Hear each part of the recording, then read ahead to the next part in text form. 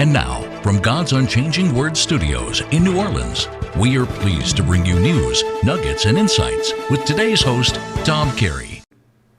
Well, greetings everyone, and welcome to God's Unchanging Word in another edition for our news, nuggets, and insights. Today is Friday, August 6, 2021, and we are rushing to the Feast of Tabernacles. In fact, this program today was going to lead us into that very feast. We're going to begin with picking up where we left off last week on climate change, the mask of denying God's judgments. Then we're going to move into collapsing economies, about hope in the midst of a dying world. And we got a real special surprise, 2 videos for you today about a beacon of light, a town in the midst of all this chaos and poverty and crime. Wait till you see this little story that we're going to bring you into. Then we're going to go into our nuggets portion of moving into the lean years. Now, if you watch this setting here, when you deny God's truths, you're masking the problems that God's going to bring on with the calamity of judgment, right? What does that do? It brings about curses, which means that your blessings are usually gone by that time. And then it leads into lean years. This is actually the warnings that God gives us in Matthew 24 and 21. So pay attention to what we go through today. You're going to be absolutely amazed. We started last week talking about solving the puzzle of climate change. It's actually a mask. When people don't realize what's going on around the rest of the world, they say, well, it's just climate change. In other words, we can fix our own problems without God. We don't need God in the picture, is what the world's trying to tell us today, when it actually brings about the denying the fruits of our rewards of evil. So we brought this out about 3.5 years ago. We brought this in last week, so let me pick up where we left off. The point of the original 3.5 years ago when we began talking about climate change was that at the beginning of this debate, remember it used to be called global warming. Before it was called global cooling. We were all going to freeze to death. Then it became global warming. So then they found a catch-all phrase that works for everything. Climate change, because the climates are always changing. Climate change became the blame, and now we showed you that it would begin to eventually blame Christians as the world conditions continue to worsen due to weather, as God had brought about his judgments for sin. Science versus God, and that's exactly where we are today, as everything is now deteriorating around us. Now, 2 weeks ago we brought up, this was on the NNI, July 23rd NNI, we talked about the mega droughts continuing around the United States. We talked about it as the proverbial frog. Remember? The proverbial frog is that you continue to slowly heat up a pot, and the frog inside the pot won't realize it's getting hotter, and he eventually just cooks himself to death. Well, in reality, it's not true, but it made for a nice story that everyone's used over the years. Well, that's talking about the conditions we live in today. When you talk to people, say, oh, we've always had this. You talk to people in the church, and the church says, oh, we've always had wars. We've always had droughts. We've always had famines. We've had pestilences. But not like what's going on today. All right, so we talked about that just 2 weeks ago. Then we went into, at the same time, the droughts. Remember that? If you was paying attention, we talked about the droughts that were coming and how the reservoirs were getting smaller, were getting lower and lower, and they were real concerned about water that was beginning to take place. Then, just last week on July 30th NNI, we talked about the global conditions, how flooding is going on around the world. And as one of our associates right here said, that this looked like Hurricane Katrina on a national scale. So we brought that out just last week. In addition, we talked about the fires that were continuing to grow across the Midwest due to the droughts. All of these things are actually curses, because God says if you do what you're supposed to do, you're blessed, you get rain in due season. But you see, the world is coming to this continual deterioration of destroying everything around it. In fact, the scriptures say that all the earth groans in travail, waiting for the return of Jesus Christ. So what the world has been able to do under climate change is mask the curses that God's bringing about this society and our world for denying Him and His truths.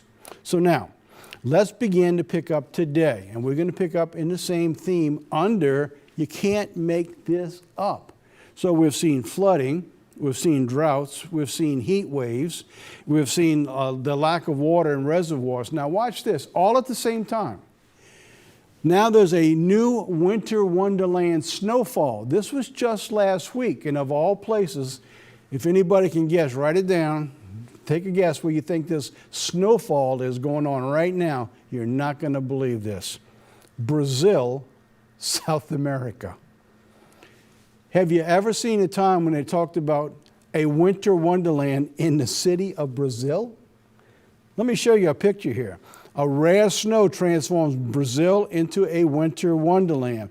The locals are fascinated as a rare, heavy snow covers Brazil. Take a look at these pictures. No, that's not the Northeast or the Northwest in America. It's not up in Russia, Nova Scotia, or anywhere else. That's in Brazil. So, climate change. This is global warming going on, right? That happened just last week. And no, you can't make this stuff up. So now, at the same time, we picked up some stories of wildfires in Turkey going on. Over in Turkey now, they have over 100 fires burning with dozens of people been killed. Now we find out this also in Greece and other parts of Europe, these fires are going on. So around the world, the climate, the nature itself, it's in an uproar, an absolute uproar of what's going on all around the world. So now, let's take a look at this. World Watch, preparing for the lean years. So what happens when you upset the supplies, you upset the growing, you no longer can get the needed items for living and supplying cities and towns? So what we're moving into is beginning to watch for the preparing of lean years. So we're watching these shortages globally. Could we be on the brink of something serious? I wanted to bring it to that point. I'm going to stop for just a second and ask you a question. Are you being affected? Most everybody you talk to says, yeah, it's no big deal. You know, you go to the store, they don't have what they used to. Things are a little bit higher. You know, your pound of whatever it is now is only 14 ounces. It ain't 16 ounces anymore. So everything's being altered. But still you get to go along life just a little discomforted, right? And here's the problem. As long as it doesn't affect you personally, people don't pay attention to it. So it brings up Matthew 24. Right? Let's go back to Matthew 24 for just a second to think about this. In Matthew 24, God begins to tell us a warning. Go to Matthew 24. I think you could pick it up around verse 32 or so. And it talked about like in the days of Noah. Remember that in days of Noah? They said they were eating, they were drinking, they were getting up, they go to work, they kiss each other's bye and go off to jobs until the flood came and took them all away, God says. So God says it's going to be just like that before the Son of Man returns. They're going to be going about their daily lives. They're going to be working. They're going to be doing jobs. They're going to be getting married just like they always did. But it says two are going to be in the field. One's going to be taken. One's going to be left. It's because the whole world was changing. All the environment was changing. At the time of Noah, when you began to see all those animals beginning to walk to the ark, somebody should have said, hey, what's going on here? But nobody paid any attention to it. So just like it is today, when we hear all this stuff, it's just global warming, it's climate change, all these things that are taking place, you know, and it's these people's fault. And we can fix it so they don't realize what's going on. So that's the time setting that we're moving into, and that's what I'm trying to bring out today, is that we're moving into a time period right now, is we're beginning to see these shortages beginning to affect the entire world. Nobody's paying much attention to it because they're still getting what they need, but it's getting a little bit harder to get it. In the meantime, the engine, which is this planet that supplies all our needs, is deteriorating, slowly but surely getting under more pressure as we go on every single day. All right, so you with me? All right, so now let's move on. COVID-19 showed how fast things can change with supplies. So what does the future hold? Now, Genesis 41 shows us the progression of concern. Remember the story of Joseph. It picks up in Genesis 41 with these dreams with Pharaoh and talking about 7 years of lean as they went on. And I'm going to go into that story in our nuggets portion. So I wanted to bring that out here. So now, let's begin to look at the path of the coming destruction of the nation. A new international survey of 900 of the larger companies of the Interos Annual Global Supply Chain Report. Remember, this is telling us around the world what's going on. One of the things I remembered many, many years ago that helped me to understand prophecy and how it works out, believe it or not, was follow the money. So as I was learning trading online and becoming like a day trader and working back and forth, they had a gentleman who was teaching me how to understand how to invest and what to look for. So he would throw me out scenarios. He said, now, if you're going to invest in this or this or this, where would you look for to know where to put your money? And believe it or not, it was in the supply chain. So if you were going to have to supply certain people, then he said, then you would look into the railroads or you would look into the trucking. And you would look at the supply chains that fed into how well that company is going to be doing next year. Then, of course, you look into what people are looking for of an emotional state to be able to buy a stock or sell a stock. So that's where it was at today. So now, same way with God's Word. If you're understanding when Jesus Christ said, watch thee therefore, so what are you watching for? So for all these years, like we watched for armies surrounding Jerusalem, well, that's a little late to get prepared because that's toward the end. When you finally see armies surrounding Jerusalem, God says the word, the end is near. So you definitely want to be looking and preparing beforehand. Why? Because we know from the story of Joseph that God says you're going to have 7 years of good and 7 years of lean. So while the ears are green, you begin storing up. You don't wait till it's too late to begin storing because it's over. That's the same problem happens with people during hurricanes or during disasters. You go look at the stores. Hurricane moves into the Gulf, you go out and look for a loaf of bread or some milk or water, the shelves are empty. They just gobble it up because there's no preparation. But we know hurricane season's coming. Why wait till it's too late? That's the warning that Jesus Christ has given us. Well, we are here. We're in the supply area. The time's getting close. That's what we're looking at today. It reveals that the global change disruptions are costing companies now on the average, $184 million just because of the disruptions. This cost them $184 million. Well, you know that each one of these companies doesn't absorb that loss. They pass it on to you. So now, have you noticed in the grocery stores, prices going up? Oh yeah, prices are going up. The shelves are getting less full than they used to be. In fact, when you go to look for something, half the time it's not even there anymore. You have to go find it somewhere else or go online to be able to look for it because the stores are also reducing their supplies so they don't have that inventory problem that they're getting stuck with. So all of these things are leading to a pressure point of what's going on. A recent White House executive orders the supply chain integrity and cybersecurity point to the fact that the fragile, extended supply chain has become the soft underbelly of the global economy. So what they're saying, we got a real problem that's coming. If you want to track down where it's at, it's right here. We can't get the supplies to the people.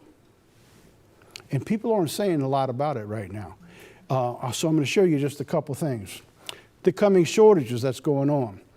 Food insecurity worsens even in America's breadbasket. Now, this is from the U.S. News World Report on June 24th. I just went and took a look, just one day, to see what was going on. And I typed in food shortages, supply chain problems, see what came up. These are all on the same day. Stretched global supply chain means shortages in summer menus. So restaurants are reducing the size of their menus, what they're going to be offering. And did you notice if you've been going to eat, the prices are getting higher? They're going up all the time. That was from Reuters, same day. So many shortages. This was another one. This is from the Eyewitness News, Channel 13. I don't remember where it was, but it was an ABC network. Again, June 24th. Look at the headline. So many shortages, list of major consumer goods affected by supply chain interruptions. All of this was on just one day. Can you imagine what things are going to be like when there are no supplies to bring? Try to imagine that, because we're going to be heading there somewhere in the future. Pandemic era food price increases, shortages likely to temporarily persist. We saw that happen with lumber. Lumber went up like 800% in just no time. It's come down, but believe me when I tell you this, everything that went up that comes down, it doesn't go down to where it was. It never goes back to what it was. It's the same when you look at the stock market. And that was one of the things that he taught me. He says, watch the highs and watch the lows, and you begin to follow your patterns and see what's going on. And you'll see the same patterns happening with food. Yes, they'll go up and they'll go down, but it never goes back to what it was. How food shortages and rising prices are impacting local restaurants. And every restaurant you talk to, they'll tell you how expensive it is for them to get their food now, and quite often they can't get it at all. Taco Bell, just a week or so ago, Taco Bell warned that it was running out of several key ingredients due to supply chain snags. The Consumer reports that the shortages were chicken, beef, taco shells, and hot sauce. On a couple of days during that particular week, they had no ground beef at Taco Bell. Unbelievable, but it's true. So what I'm showing you here is these are things that when Jesus says, watch ye therefore, you don't watch just the finished product of we know where things are going to be. You want to be prepared as it's moving into that area. And how does it move into that area? The climate change is masking the fruits of God's judgments. In other words, these are sins that's being taken on around the world. And if they didn't have the things we do with storage and with power, with trucks and all these other things, this world would be in one hellacious mess right now. But at some point in time, even that's not going to help.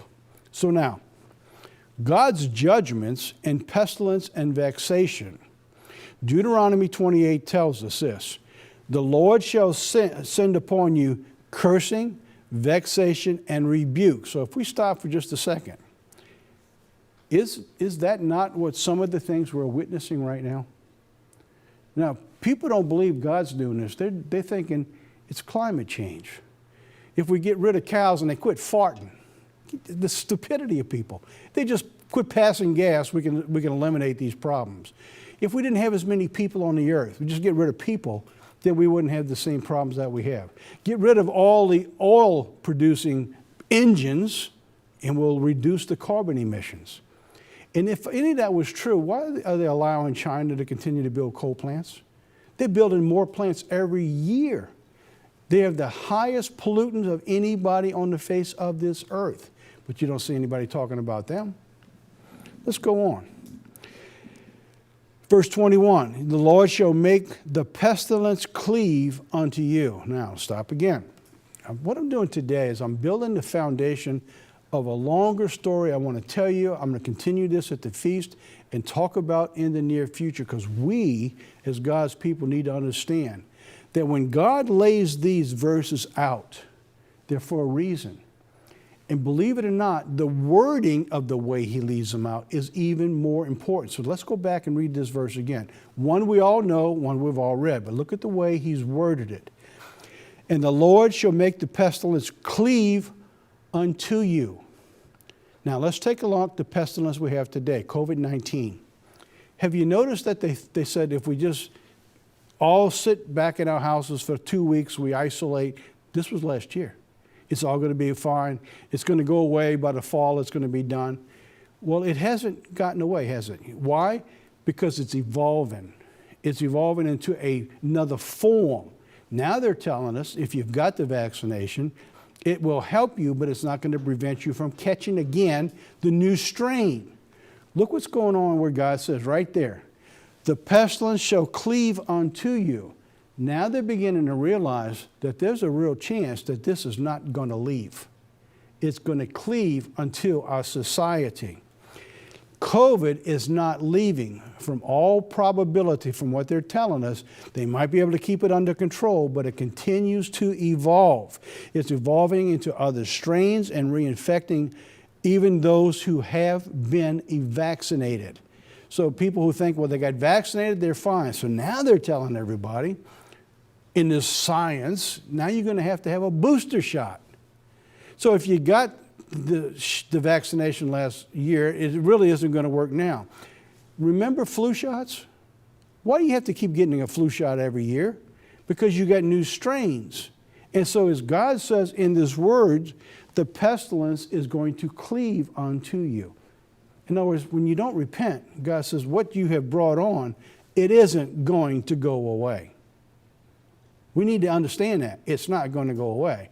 So God's people to be protected are going to have to be tied into his blessings, his cursings, his laws, and God's protection from his judgments that he's bringing onto this society. Now, to prove what I'm saying, take a look at this report. 74% of the COVID cases from Massachusetts outbreak recently occurred in vaccinated people. The new outbreak was from 74%, almost 3/4 of the people had already been vaccinated. This was in Massachusetts in July, which occurred among vaccinated people, sparking the fears that the variant of the COVID virus can impact populations more than other strains, and it has. Of the 469 cases in Barnstable County, 74% occurred among vaccinated people. So if you think you're going to be sheltered because you got the vaccination, think again.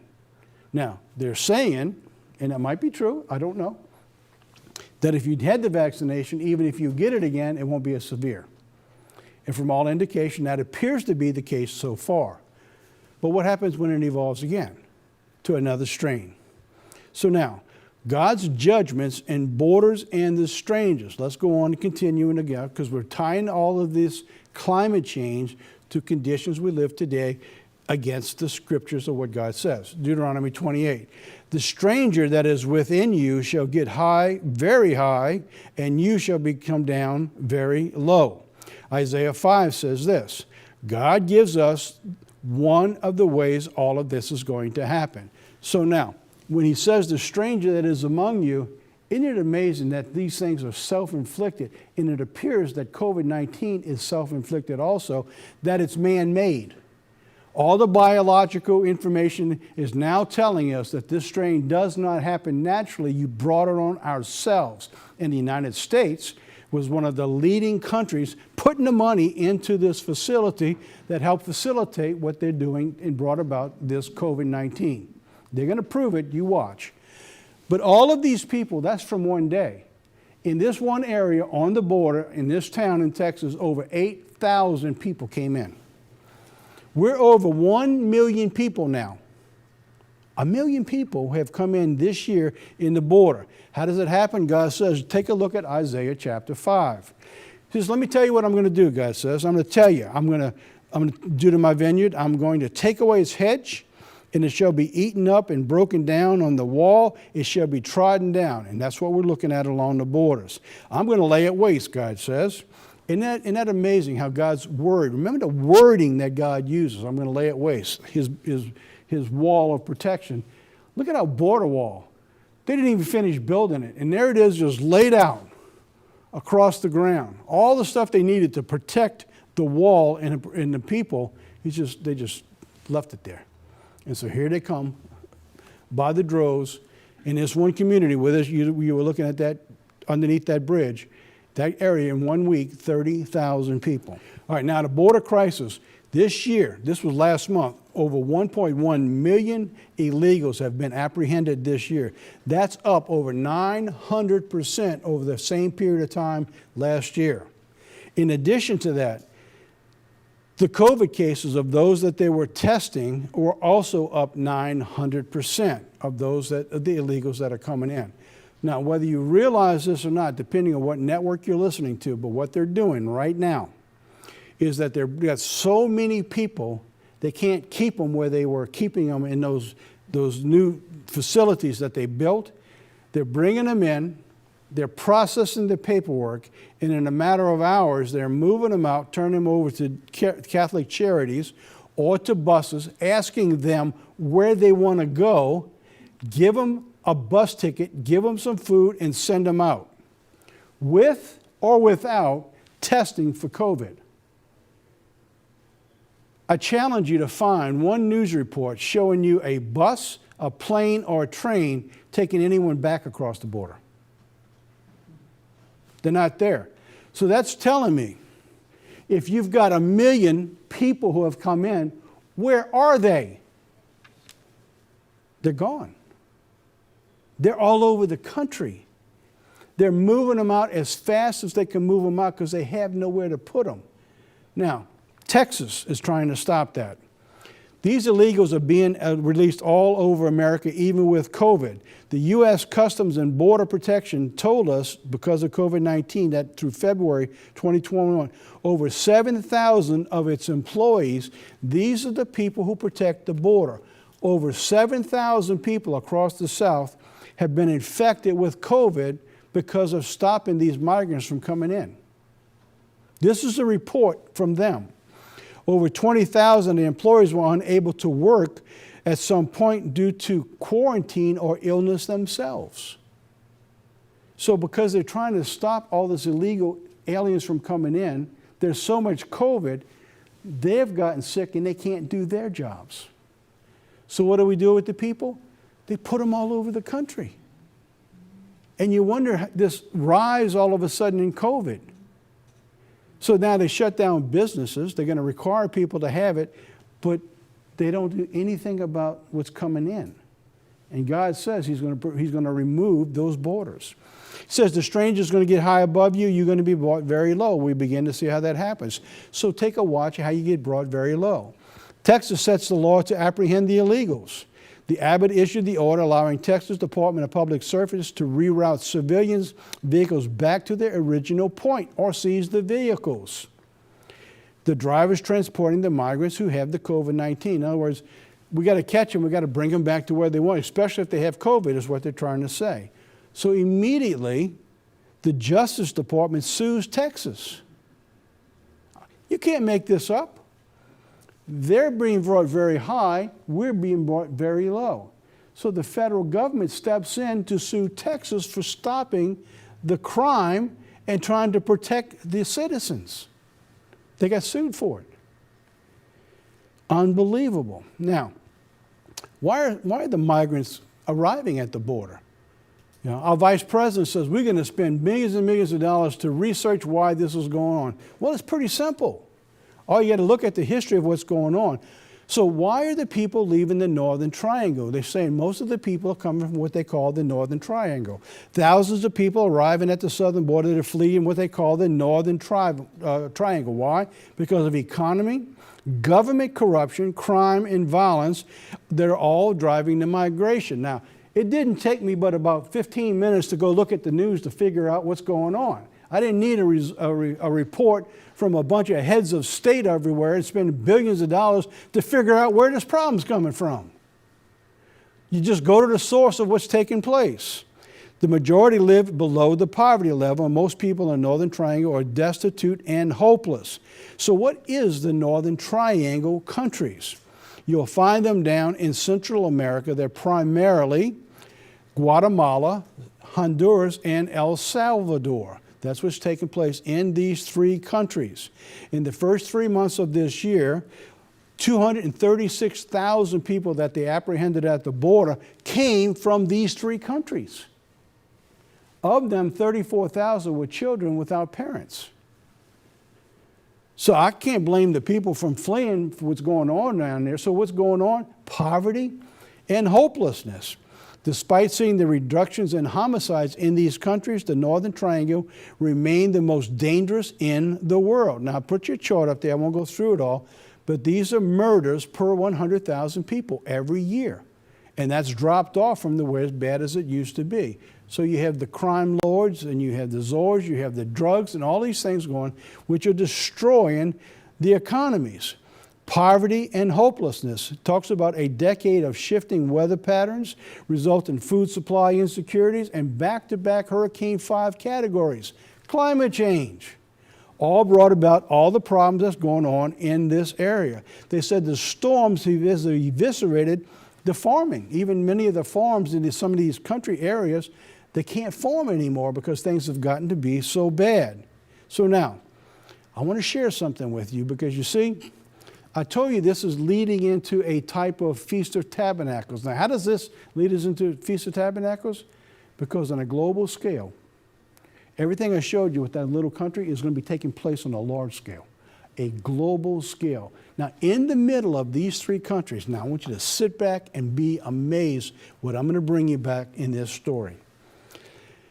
In the middle of this story, there's the western highlands of Guatemala. There's a town that claims to have been blessed by God in the middle of the poverty and the destitution and the chaos of what's going on down there. There's this little country, what's going on. It's called El Molongo. The small town of El Molongo in Guatemala is a beacon of hope, or a light in the hope of a region of despair. One of the headlines that I found was, "Welcome to El Molongo, home of Guatemala's giant vegetables." So rather than have starvation and crime and poverty, this is their community.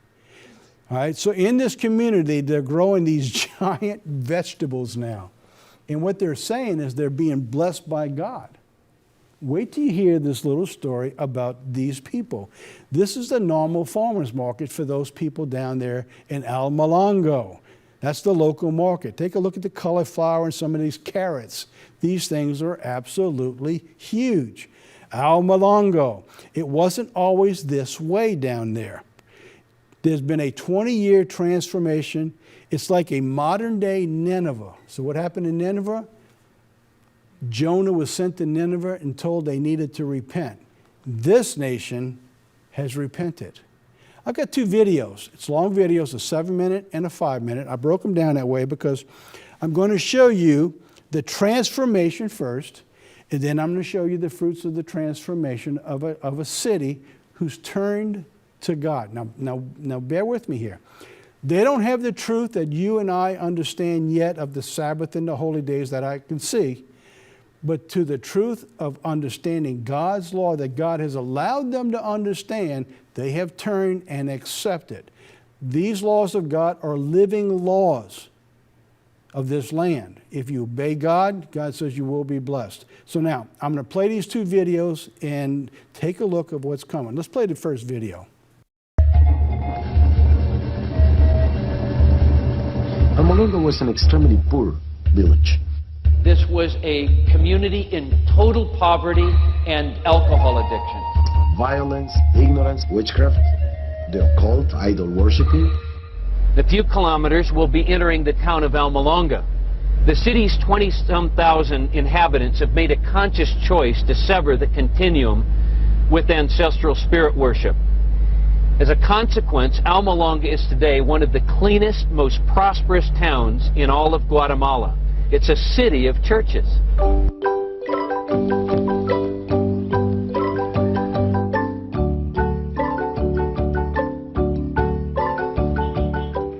Many cite El Molongo as a world-class example of community transformation. It may very well be. As many as 8 out of 10 residents now consider themselves born-again Christians. But it hasn't always been like this. Just 20 years ago, El Molongo was a dark and dangerous place. Suffered from poverty, violence, ignorance, and besides that, alcohol was the main problem. If you would go to El Molongo 20 years ago in the morning, 7 a.m., and walk the streets of El Molongo, you would have encountered many, many men just lying on the street because they were totally drunk. We had many jails because there were so many problems. Chief of Police Donato Santiago recalls that people were always fighting. Officials built 4 jails, but even they couldn't contain the problem. Overflow prisoners were routinely bused to a nearby city. Domestic violence was especially pronounced. I talked to a woman who said that her husband would, if he didn't like the meal, that she would be beaten and just kicked out of the home. Pastor Mariano Riscaje, one of the key leaders of El Molongo's spiritual turnaround, has similar memories. I was raised in misery. My father sometimes drank for 40 to 50 straight days. We never had a big meal, only a little tortilla with a small glass of coffee. My parents spent what little money they had on alcohol. In an effort to ease their suffering, many townspeople made pacts with folk deities like Pascual Bailon, the Lord of Death, and Mashimon, a powerful patron saint. Mashimon, he was the most important idol in Almolonga. When the Spaniards came to Guatemala 500 years ago, they found that the indigenous people, they were willing to negotiate certain things. But there was one thing they were not willing to do any deal about, and that was Mashimon. That was too important an idol for them. This syncretism created a powerful stronghold. Although Mashimon took on the form of a wooden mannequin, the spirit behind the idol held tenacious power over the people of Almolonga. It's just a wooden mask, but it's very powerful, a terrible stronghold that binds people. During these dark days, the gospel did not fare well. Outside evangelists were commonly chased away with sticks or rocks, while small local house churches were also stoned. Evangelical Christians were a despised minority. On one occasion, 6 men shoved a gun barrel down Mariano's throat. As they began to pull the trigger, he silently petitioned the Lord for protection. When the hammer fell, nothing happened.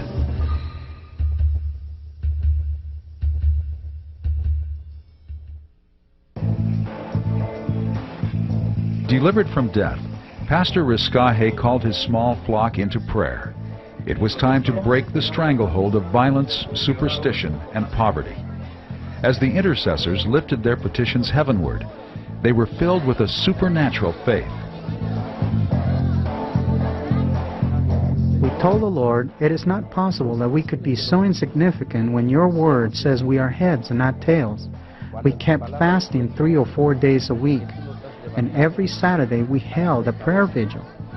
And that was what I think opened the door. People started to be delivered, men started to be saved and come to church. It was a tremendous, tremendous blessing. A revival, I would call it. And then after many signs and wonders started taking place and a lot of mass deliverances from demonic oppression, churches started growing. Is it true today that when people pray, cloudless skies will break, kings and queens will shake?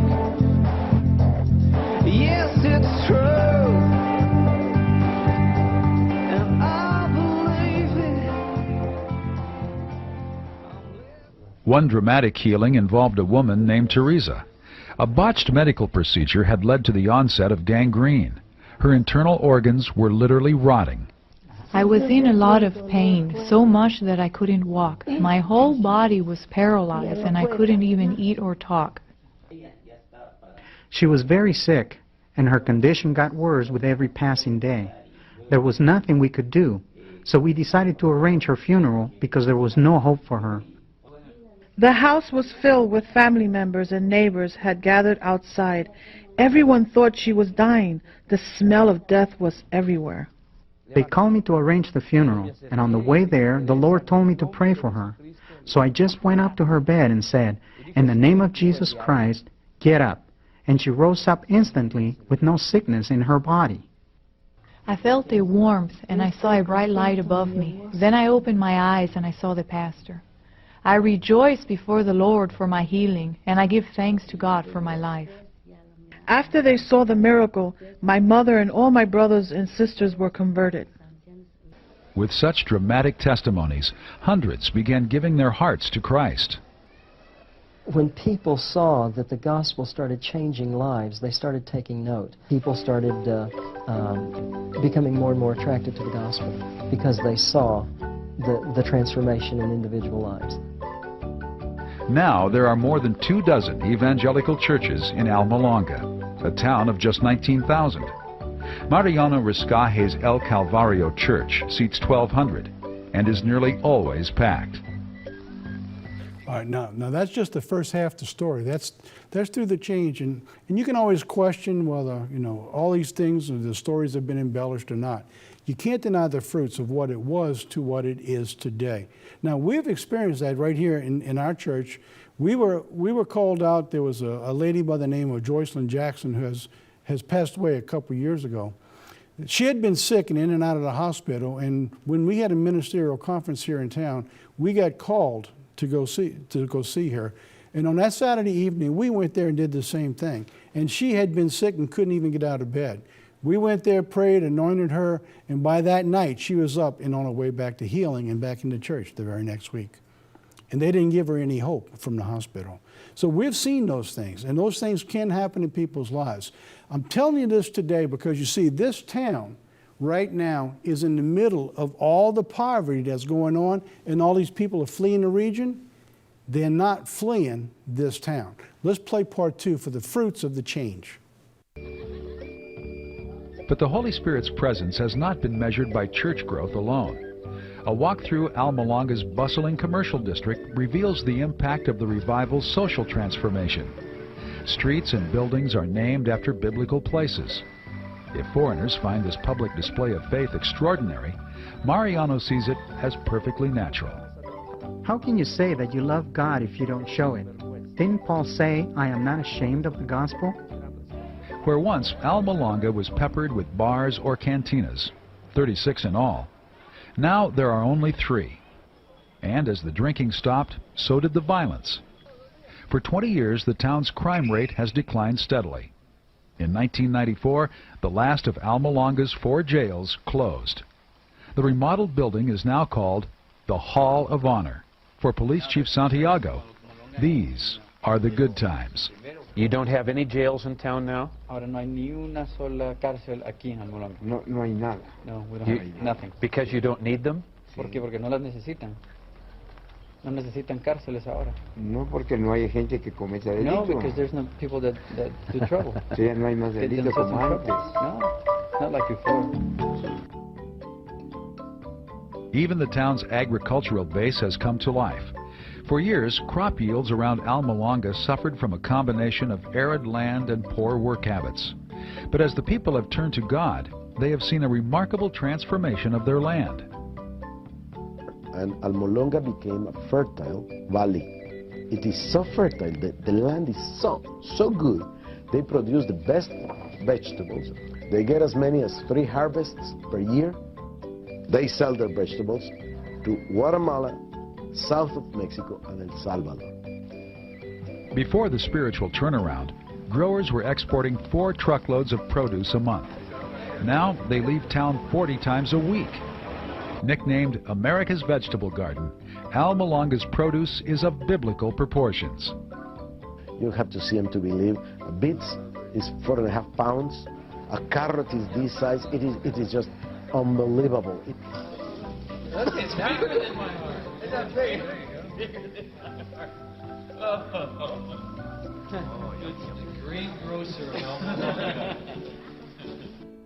Intrigued by the dimensions of these vegetables and the town's 1,000% increase in agricultural productivity, researchers from the U.S. and other foreign countries have come to Almolonga to learn their secret. But the answer is not what they expected. The wisdom that God gave the farmers in Almolonga produced better crops than the scientific methods yielded. And the farmers constantly give the glory to the Lord for producing the bountiful harvest. Before, when we harvested the radish, it would take up to 60 days. But when God came into town, it only took 40. And now, quite often, it only takes 25 days to harvest.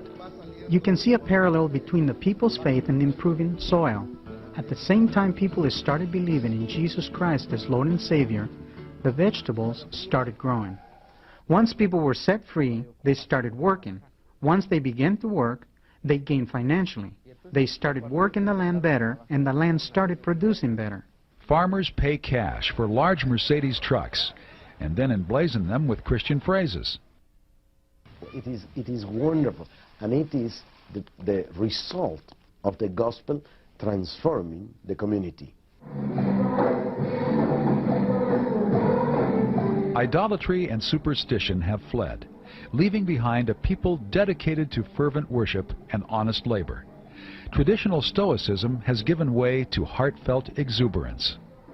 Or what you have is 20 Protestant churches, very active, very militant, and very involved in praise, worship, deliverance, and so on and so forth. Despite their success, believers in Almalonga have no intention of letting up. Many fast 3 times a week and continue to assault the forces of darkness through prayer and evangelism. As neighboring towns celebrate the Day of the Dead, the people of Almalonga turn out en masse to honor the living God.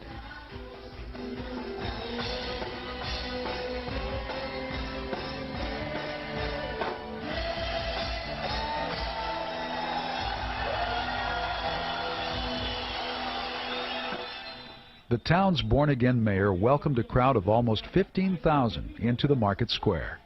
They gathered to pray for a continued expansion of the gospel in their valley and around the world.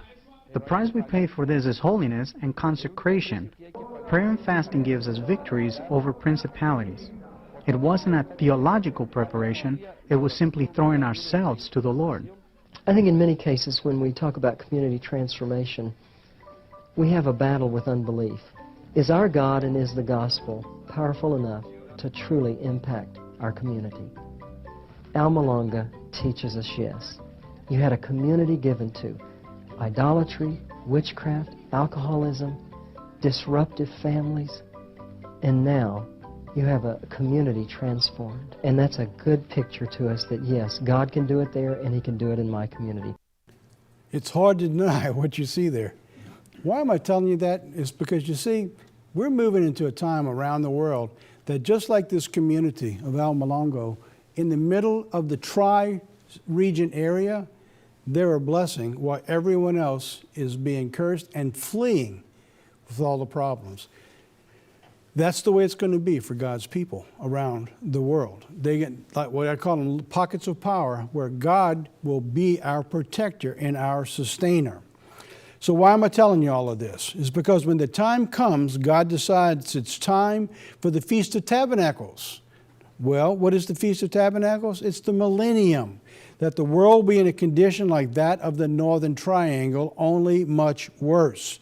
But there will be those that God will bless at that time. Look at Luke 24 tells us, I'll tell you a truth, God says, that many widows were in Israel in the days of Elijah, when the heavens were shut up for 3 years and 6 months, and the famine was throughout all the land. We know the 3.5 years of tribulation is coming. But God didn't go to the rest of the world. He didn't go to all of Israel. He went to one specific area where God sent Elijah. He said, but to none of them Elijah was sent, but to Sarepta, a city in Sidon, to a woman that was a widow. Leading up to the return of Jesus Christ, we are all given the hope and protection through several examples. The widow, as we just said here with Elijah, through Daniel and through Joseph. And what God uses is, believe it or not, the captivity to protect and save God's people. We're going to talk about that when we come back from this break. So let's take a break. We'll come back. We'll begin talking about moving into the years of lean. But first, let's watch a little short video here called Work Well, Rest Well. I'll be right back.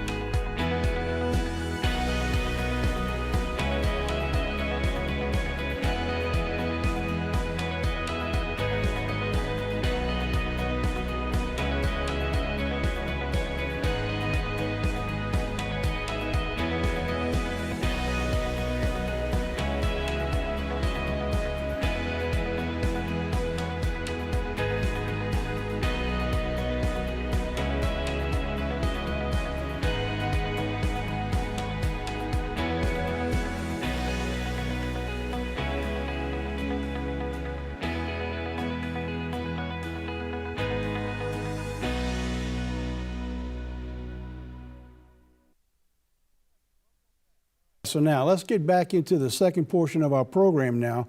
Pharaoh's dream and moving into the years of lean. Now we're running a little bit longer than an hour today, but I needed to take and put the foundation for all of this in perspective to tell you about what I want to tell you now. Going on. Pharaoh's dream, talking about the 7 years of lean and the 7 years of plenty. So at the end time, God tells us that it appears from all indication, we're going to have years of lean. It's talking about famine and pestilence, and the 3-year pestilence is going to be worse. He doesn't tell us 7 years, but he does show us there's going to be years of lean. So now, the background of the story is that God begins to save Israel by putting Joseph in prison, believe it or not. It's kind of interesting that when Jesus Christ comes back, he said, he's going to have to come rescue us again. Why? Because we're going to be in a state of captivity. So the story is just one part of a long line of events that was prophesied to Abraham. That story is picked up all the way back in Genesis chapter 15. So now, the story goes, and this is biblical from what God says, so it's not a make-believe story, that when the sun was going down, that a deep sleep fell upon Abram.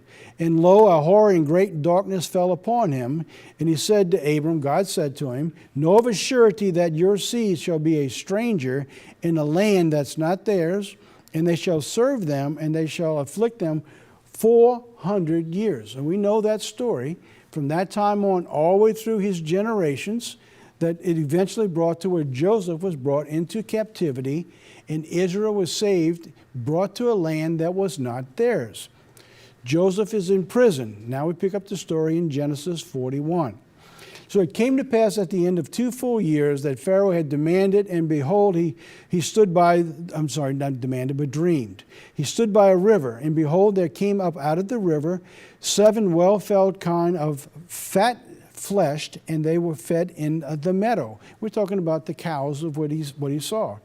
And behold, 7 others came out of the river, and they were ill-favored and lean-fleshed. And they stood by the other kind on the brink of the river. Going on. Verse 4. And the ill-favored and the lean-fleshed kind did eat up the 7 well-favored fat kind, and Pharaoh awoke.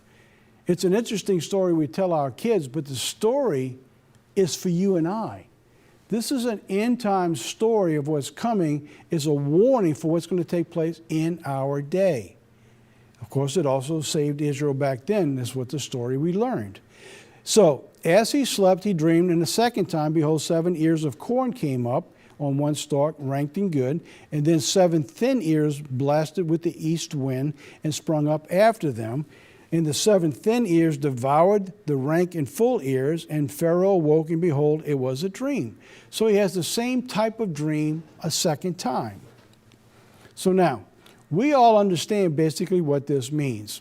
But what we need to understand that this is the duality of events of the Israelites coming out of captivity, but very little has been shown up going up into captivity. What am I saying here?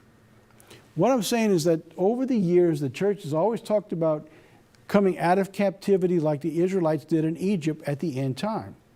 But the church has spent very little time talking about how we go into captivity, is what we've been doing here today. Isaiah 11:11 reconfirms some of this.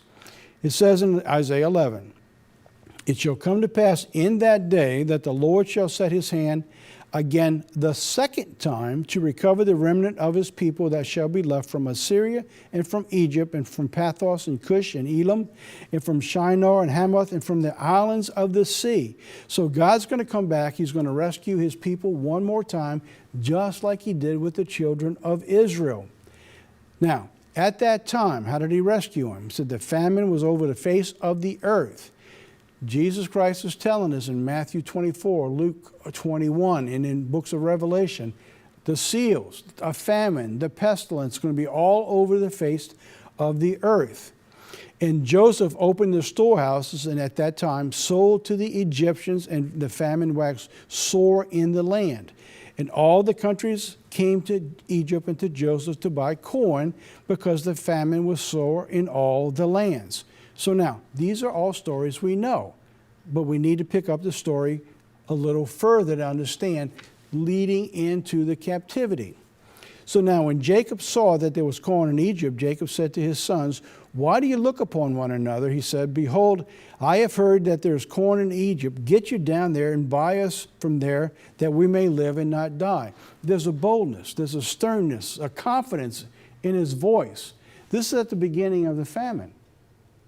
So at that particular time, he's got this confidence, just go buy us some stuff, we'll get us through the next year. But look at the next verse here in chapter 43, verse 2.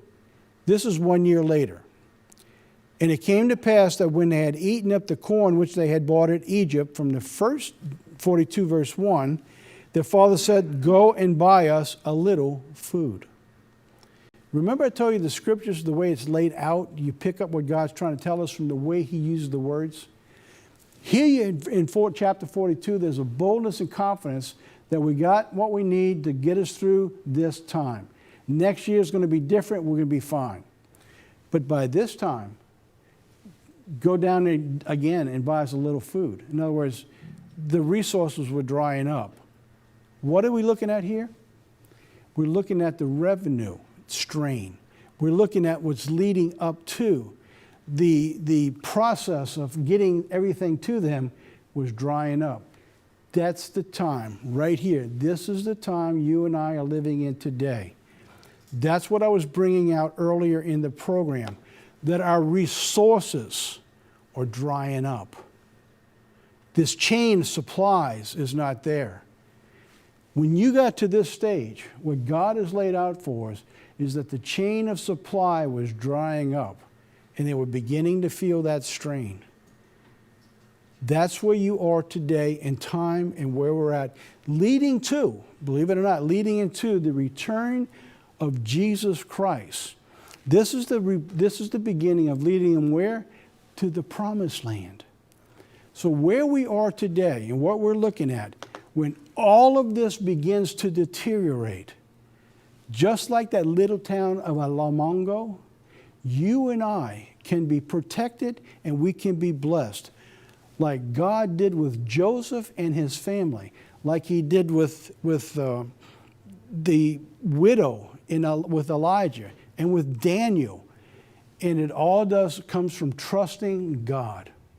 And we need to be that light at the end of the tunnel, bringing them to Jesus Christ. So now, all of these things happened to them for a reason. All right, the famine had been 2 years in the land, and there were 5 years left to go, God says, in which there shall be neither earing nor harvest. And God said, this is from Joseph, this is in chapter 45, that God sent me before you to preserve a posterity in the earth and to save your lives by a great deliverer. And this is where God is taking you and I. In the middle of all of this, everything that's going on right now, we're leading into where the supplies to preserve life are beginning to dry up. And nobody's paying attention to that. God is going to bring his people to a state of a type of captivity for one reason: to preserve life and to give hope for posterity and to bring them to Jesus Christ by him, our great deliverer. That's where all of this is taking us right now. Now, this should be next week. All right, I'm going to go into how all of this ties into today and how we're going to live in the years of lean. Will there actually be 7 years of lean? Well, God doesn't say 7 years of lean at the end time, but he sure does give us the prophecy that it's going to be really, really bad. All right, that's it for our program today. Let's get from the home office and begin to wrap it up. Last week in the mail, sermon by Chuck Hunt Jr., By His Mercy People Are Saved. And then part 1 of the Beast of Revelation we sent out, Resurrecting the Beast. That went out last week online. If you want to follow in a chart that you can print out and understand all the dynasties over the years, it's right there. You can go find it online at the same part. This week, this coming Sabbath, tomorrow, if you don't have anywhere to go, let your friends know I'm doing part 3 of this series, Resurrecting the Beast of Revelation. You don't want to miss it. So if you don't have church to go to, by all means, tune in. God willing, we have a Cox Live stream and a work next week for this week. All right, there you have it. That's our program today. Really powerful in the middle of all the chaos and confusion. Hope, light, a beacon at the end. All righty. Let's close the program as we do every week with an uplifting video. A little short video here, just a little over a minute. Work for His glory. And I'll be right back.